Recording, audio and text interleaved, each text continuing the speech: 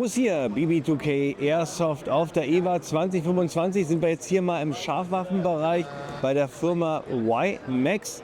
Die vertreiben allerhand an Handfeuerwaffen und auch Gewehren und die haben so ein schönes Sortiment, sodass man hier wirklich sich alles anschauen kann, was das Herz begehrt. Und das Tolle, ich fange jetzt hier gleich vorne an mit diesem Monster, ein Smith & Wesson Modell 460 XVR PC im Kaliber 460. Das ist ein wahrer Brummer.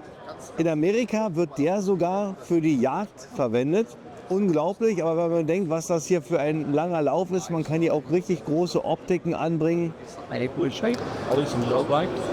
Trommel hat ein Fassungsvermögen von 5 Schuss und schaut euch mal an, wie dickwandig hier diese Trommel ist. Da kann man sich schon vorstellen, welche Energien hier dieser Revolver aushalten muss. Absolut faszinierend. Dann gucken wir uns gleich, weil wir hier bei den großen Kanonen sind, auch gleichzeitig mal noch mal den im Kaliber 500er Smith & Wesson an. Das ist zurzeit die stärkste Patrone der Welt. Auch hier.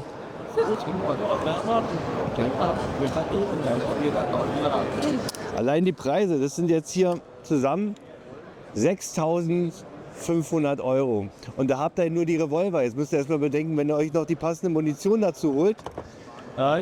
Und den ABC-Pflaster, wenn das tut nämlich richtig weh, dann wird das noch viel teurer. So, und jetzt zeige ich euch was ich sogar hier in meiner Sammlung habe. Aber als erstes, das ist dieser ganz klassische Smith & Wesson M500er in diesem schönen Chromstil mit den Griffschalen.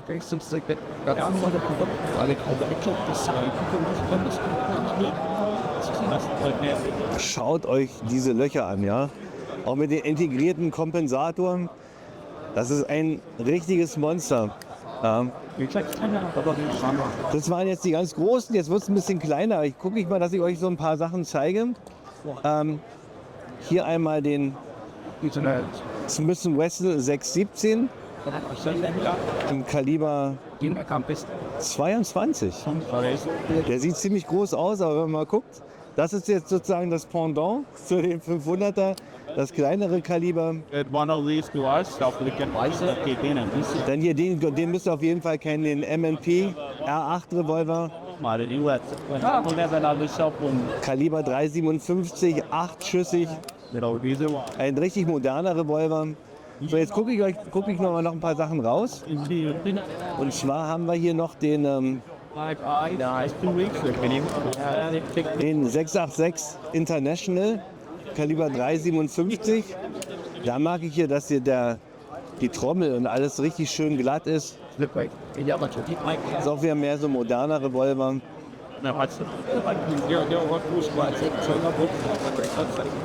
Und jetzt zeige ich euch was es ja definitiv schon als Airsoft gibt. Von der Firma Umarex. Den Competitor im Kaliber 357. Da könnt ihr euch mal einen Eindruck machen. Also Umarex hat hier auch das Finish von dem Originalrevolver auch sehr, sehr gut hinbekommen. Der hat hier als Besonderheit hier diese Laufbeschwerung, die man auch auswechseln kann. Das ist also ein reiner, drastischer Sportrevolver. So, und jetzt kommen wir zu dem M29 Classic.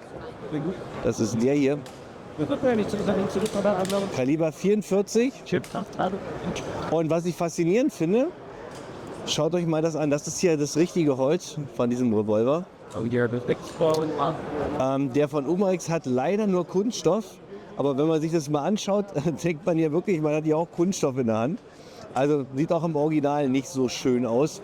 Und ansonsten, das ist für mich immer noch der wahre, klassische Revolver, der Dirty Harry Revolver.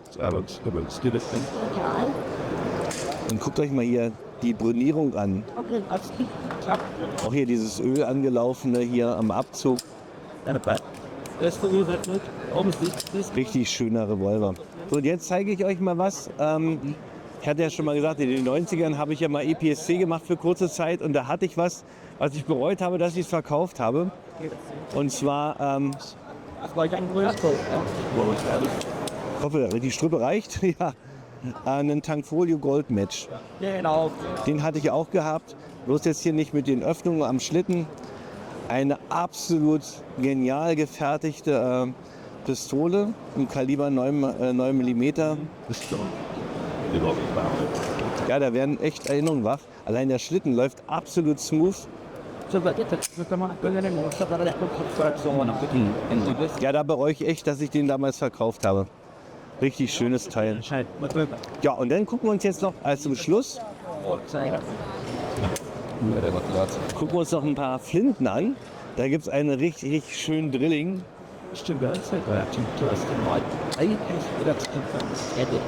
Das ist hier der kurze.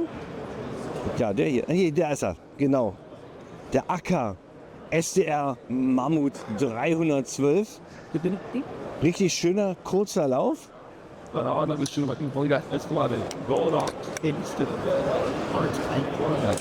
Kommen 3 Flintenpatronen rein. Und dann kann man hier schön ordentlich abräumen. Da gucken. Ja.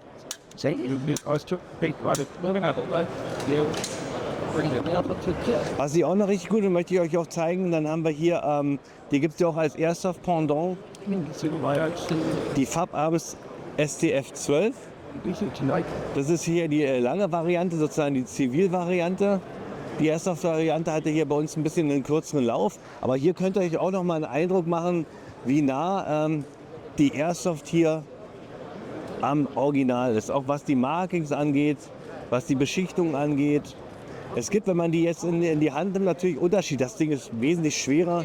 Und auch der Handschutz, der ist ja bei der Airsoft nur aus Kunststoff und das ist hier gummiert. Also nochmal eine Portion rutschfester. Und das läuft natürlich wesentlich smoother als bei der Airsoft-Variante. Kannst du natürlich auch einklappen.